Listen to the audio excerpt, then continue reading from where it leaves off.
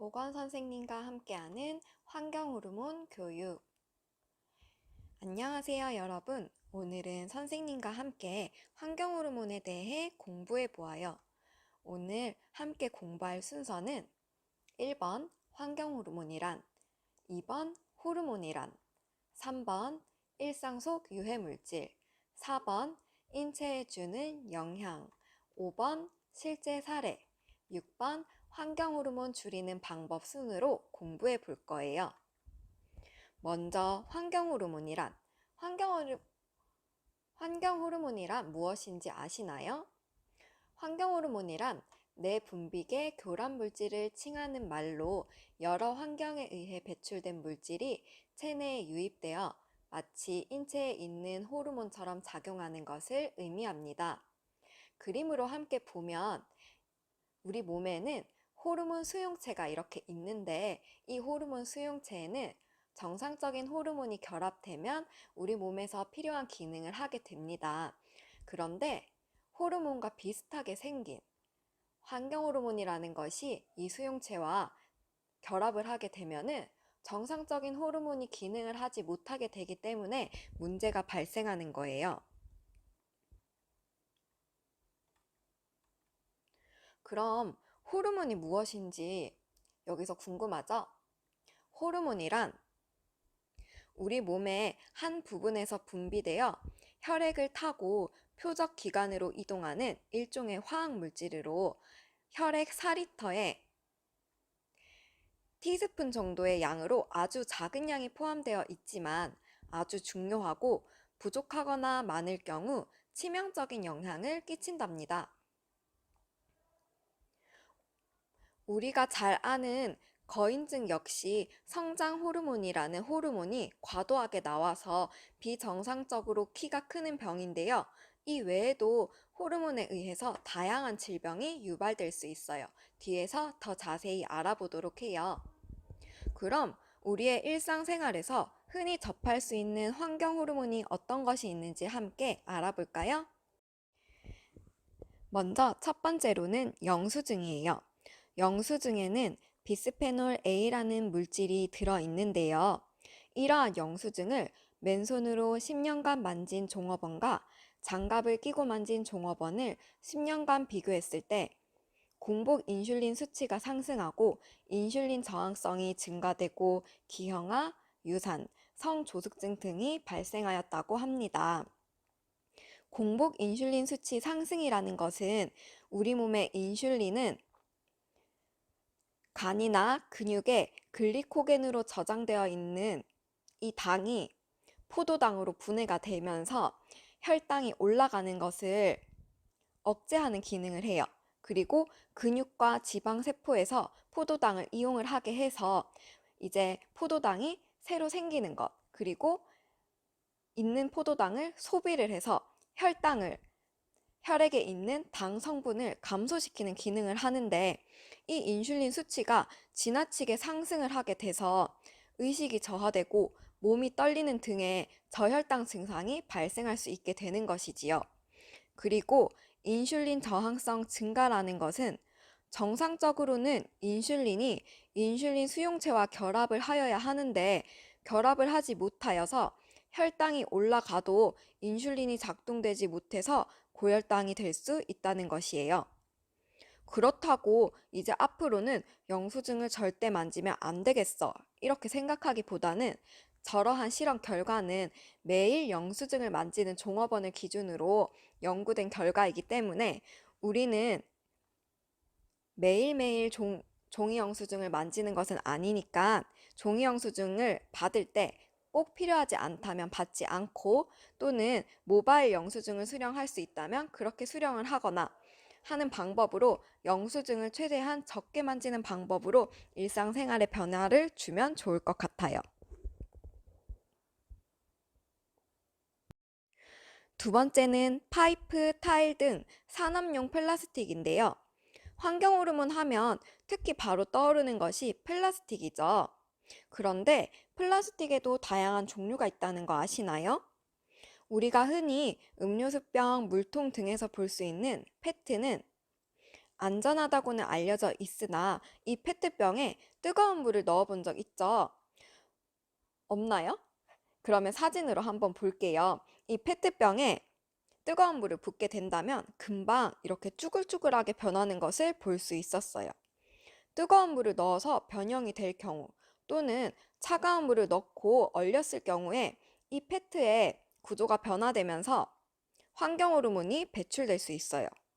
그리고 폴리프로필렌, PP의 경우 열에 강하고 환경 호르몬 가소제를 사용하지 않아 비교적 안전한 플라스틱이고 폴리스티렌이라고 불리는 PS의 경우는 열을 가하면 플라스틱 변형에 의해 환경 호르몬이 유출될 수 있어 경우에 따라 인체에 유해한 영향을 끼칠 수 있고 이렇게 플라스틱마다도 종류와 인체에 미치는 영향이 다르답니다. 이러한 이유로 외국에서는 환경 호르몬 문제로 테이크아웃 플라스틱 용기가 폴리프로필렌이라는 성분을 사용하도록 일찍이 변경이 되었는데 아직 우리나라에서는 폴리스티렌 PS 성분을 사용하고 있답니다. 이 부분에 대해서도 우리가 한번 테이크아웃을 할 때 조금 생각해 볼 필요가 있을 것 같아요. 개인 텀블러를 이용하는 등의 방법으로 일상생활에서 우리 몸에 들어오는 유해 물질을 줄일 수 있지 않을까 생각해 봅니다. 세 번째로는 자동차 배출가스, 산불 등 자연적 발화, 폐기물 소각 과정에서 나오는 다이옥신류인데요. 이 다이옥신류는 상온에서 무색의 결정성 고체이고 물에는 쉽게 녹지 않으며 미생물에 의한 분해도 거의 받지 않고 청산가리에 비해 만 배나 독성이 강한 물질입니다. 이러한 환경 호르몬에 노출되는 것을 막기 위해서는 가까운 거리는 걸어 다니면서 자동차 배출가스를 줄이고 대중교통을 이용하고 그리고 불장난 같은 것을 하지 않고 이런 등의 다양한 대안이 있을 수 있으니 이것도 한번 같이 고민해 보면 좋을 것 같아요. 그렇다면 이러한 환경 호르몬이 인체에 주는 영향은 어떤 것이 있을까요? 조금 어려운데 천천히 살펴볼게요. 1번은 호르몬 유사작용이에요. 이거는 호르몬이 생체 내에 잔존해서 특히 이런 환경 호르몬은 생물체의 지방 조직에 농축이 되어 있는데요. 농축이 되어 있다가 호르몬 수용체와 결합을 해서 정상 호르몬이 아닌데 정상 호르몬과 유사하게 작용을 해서 정상적인 호르몬의 기능을 방해하는 것이에요. 두 번째는 호르몬 촉발작용인데요. 이것도 역시 호르몬 수용체와 반응을 해요. 결합을 해서. 그래서 정상적인 호르몬에서는 나타나지 않는 엉뚱한 대사작용이 유발되는 것이에요. 그래서 정상적이면은 호르몬에 의해서 정자가 형성이 되고 그렇게 돼야 되는데 뜻하지 않게 정자 형성이 감소된다던가 정자가 비정상적인 형태로 형성이 된다던가 이런 작용이 발생되는 거예요. 세 번째는 호르몬 봉쇄작용인데요. 이거는 호르몬 수용체 결합 부위를 이 환경 호르몬들이 봉쇄를 해서 정상적인 호르몬이 수용체에 접근하는 것을 막는 거예요.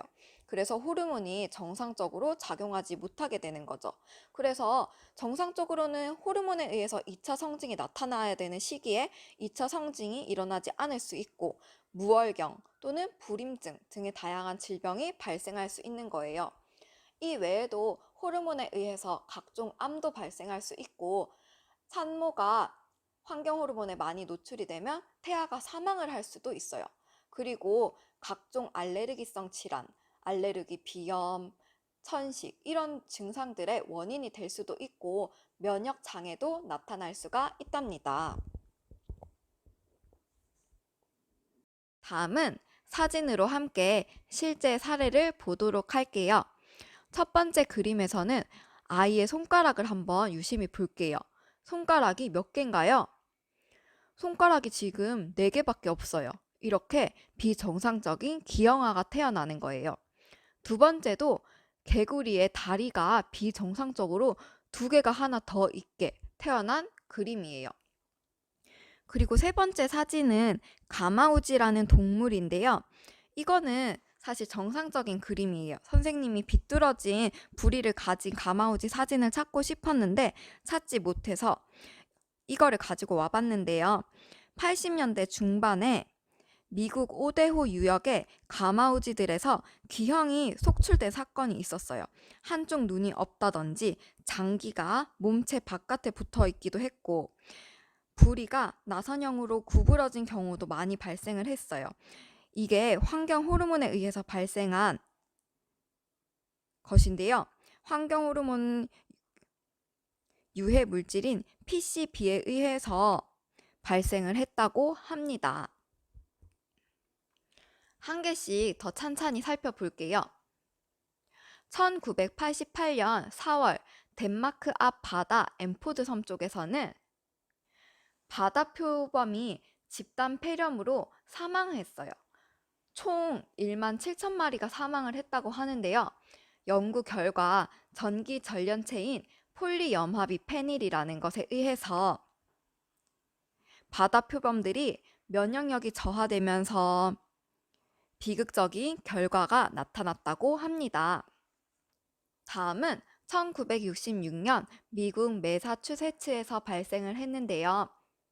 임산부들이 DES라는 유산 방지제를 처방을 받았었는데 여기에 합성 호르몬 제제인 DES가 문제가 되어서 10대에 질암이 발생을 하고 또는 소정자증이 나타났다고 합니다. 여러분, 그렇다면 이러한 환경 호르몬을 줄이는 방법, 우리가 가장 중요시 알아봐야겠죠? 일상생활에서 세제, 샴푸를 사용할 때 적정량을 사용하거나 또는 천연 세제나 샴푸를 사용하는 것. 두 번째는 플라스틱을 가열하거나 냉동하지 않기. 그리고 일회용품 사용은 줄이고 분리수거 철저히 하기. 네 번째는 불필요한 화학 처리가 된 물품을 사용하지 않는 것. 이거의 예로는 우리가 잘 알고 있는 아웃도어가 있는데요. 이 아웃도어의 방수 처리를 강하게 하기 위해서 불필요한 화학 처리가 들어간다고 해요. 적정량의 방수 처리가 된 아웃도어로도 충분하다면 굳이 불필요하게 강한 화학 처리가 된 물품을 사용하지 않는 것. 이런 것이 한 방법이 될 것 같아요. 그리고 아까 말했듯이 지방질에 특히나 환경 호르몬이 더 농축이 된다고 하니 고기 같은 것을 먹을 때 지방을 제거 후 먹는 것. 그리고 전자레인지 사용 시에는 전용 용기를 사용하기. 그리고 살충제 사용을 줄이기. 그래서 살충제 대신 모기장 또는 천연 살충제로 대체를 하는 것이 좋은 방법이 될 것 같아요. 여러분, 우리 환경 호르몬 줄이는 방법 잘 익혀서 환경 호르몬으로부터 내 몸을 스스로 지키도록 해요. 그럼 오늘 수업 여기서 마치도록 하겠습니다.